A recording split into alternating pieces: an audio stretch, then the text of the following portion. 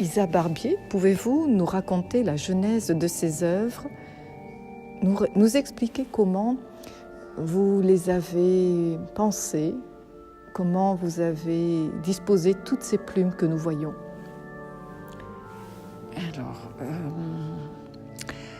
ce qui m'a intéressée dans les cryptes, c'était de montrer l'axe d'arrivée des pèlerins venant de la mer au 5e siècle et montant à Saint-Victor dans le sanctuaire, de matérialiser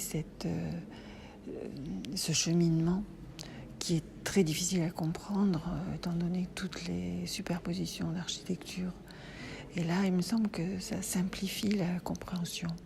Donc, une installation dans la chapelle Saint-André, devant le mur d'entrée dans le lieu saint, et arrivé au sanctuaire, cette verticale qui est, je ne sais pas moi, un appel, un élan, une respiration vers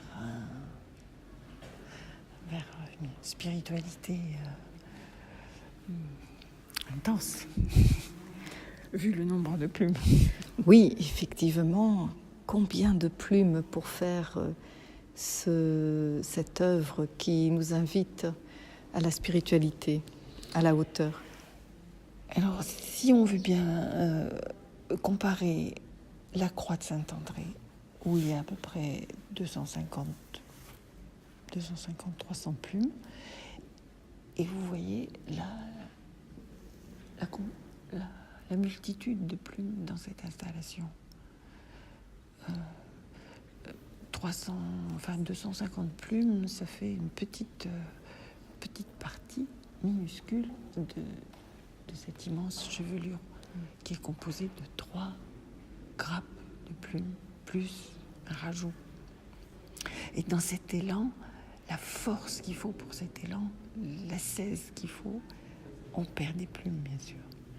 C'est les plumes répandues, les petits duvets répandus qui montrent l'effort, je pense.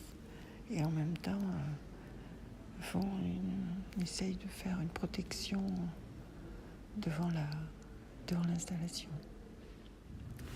Merci beaucoup, Isa Barbier, pour ces quelques explications. Nous vous invitons à venir voir l'œuvre in situ, ou plus précisément les 2 œuvres in situ. Elles restent encore quelques semaines dans les cryptes de Saint-Victor. Ce sont des œuvres éphémères, il faut donc vite en profiter.